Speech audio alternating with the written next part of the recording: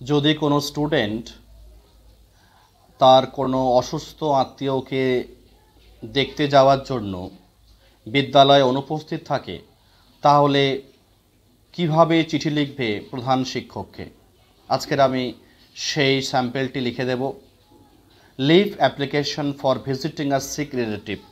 কোনো অসুস্থ আত্মীয়কে দেখতে যাওয়ার জন্য বিদ্যালয়ে অনুপস্থিত, সেই কারণে প্রধান শিক্ষককে চিঠি। শুরু করবে টু দ্য হেডমাস্টার। যাদের স্কুলে হেডমিস্ট্রেস হয় তোমরা লিখবে টু দ্য হেডমিস্ট্রেস। আবার অনেক সময় লেখা হয় টু দ্য প্রিন্সিপাল।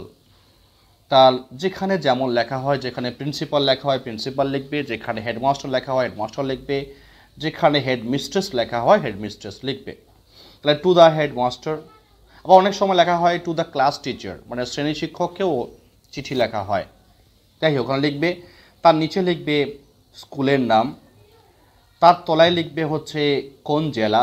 আমি লিখেছি সাউথ 24 পরগনাস, তোমরা এখানে তোমাদের মতো করে জেলার নাম লিখবে।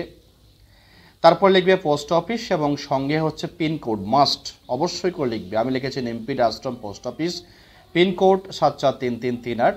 তোমাদের যা পোস্ট অফিস যা পিনকোড তাই লিখবে। তার পাশে লিখবে হচ্ছে থানা। আমি লিখেছি বকুলতলা থানা। তোমাদের যে এলাকায় যে থানার নাম সেটা লিখবে।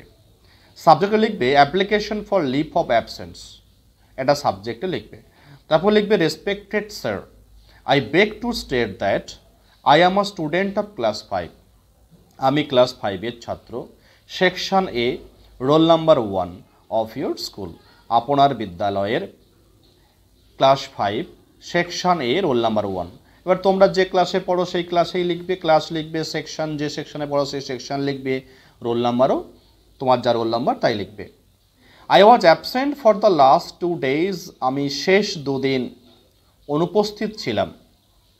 Because I went to visit a close relative. কারণ আমি দেখতে গিয়েছিলাম আমার এক ঘনিষ্ঠ আত্মীয়কে, হু ওয়াজ ভেরি ইল, যে ছিল ভীষণ অসুস্থ।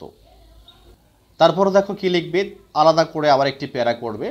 ঠিক ওর নিচে লিখবে যে আই কাইন্ডলি রিকোয়েস্ট ইউ, আমি দয়া করে আপনাকে অনুরোধ করছি, to grant me leave of absence for those 2 days। ওই 2 দিন ছুটিটাকে আমাকে দয়া করে ছুটি হিসাবে মঞ্জুর করুন বলে। তারপর ঠিক তলায় তোমরা লিখবে, যেটা আমি লেখা আছে দেখো বাম সাইডে, তোমরা লিখবে ডান সাইডে, একেবারে ডান সাইডে লিখবে ইয়োর্স অবিডিয়েন্টলি বলে নিচে তোমার নাম, আবার ক্লাস, সেকশন, রোল নম্বর এবং ডেটটা অবশ্যই লিখবে। যেদিন তোমরা প্রধান শিক্ষককে এই চিঠি জমা দিচ্ছ সেই দিনের তারিখটা অবশ্যই করে লিখবে।